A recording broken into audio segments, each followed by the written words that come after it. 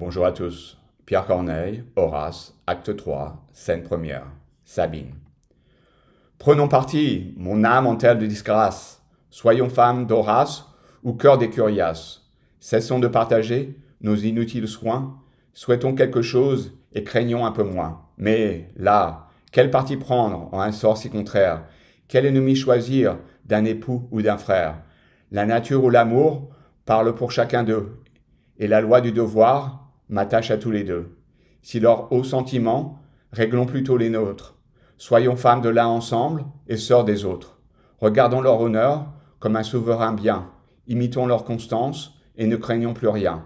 La mort qui les menace est une mort si belle qu'il en faut sans frayeur attendre la nouvelle. N'appelons point alors des destins inhumains, songeons pour quelle cause et non pas quelle main. Revoyons les vainqueurs sans penser qu'à la gloire que toute leur maison reçoit de leur victoire.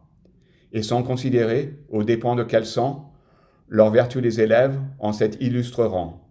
Faisons nos intérêts de ceux de leur famille, en l'une je suis femme, en l'autre je suis fille. Et tiens à toutes deux, par de si forts liens, qu'on ne peut triompher que par les bras des miens. Fortune, quelques mots que ta rigueur m'envoie, j'ai trouvé les moyens d'en tirer de la joie.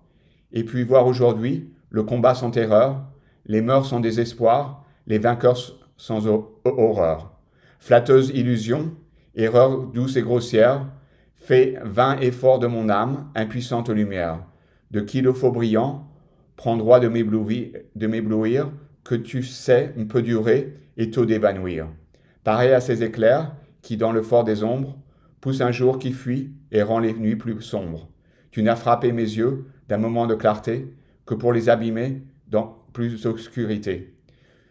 Tu charmais trop ma peine, et le ciel qui s'en fâche me vend déjà bien cher ce moment de relâche. Je sens mon triste cœur, percé de tous les coups, qui m'ôte maintenant un frère ou mon époux. Quand je songe à leur mort, quoi que je me propose, je songe par quel bras et non pour quelle cause.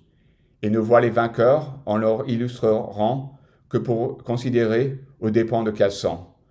La maison des vaincus touche seule mon âme, en l'une je suis fille, en l'autre je suis femme, et tient toutes deux par de si forts liens qu'on ne peut triompher que par la mort des miens. C'est là donc cette paix que j'ai tant souhaitée, trop favorable Dieu, vous m'avez écouté. Quelle foudre lancez-vous quand vous vous irritez, si même vos faveurs, autant de cruauté, et de quelle façon punissez-vous l'offense si vous traitez ainsi les vœux de l'innocence?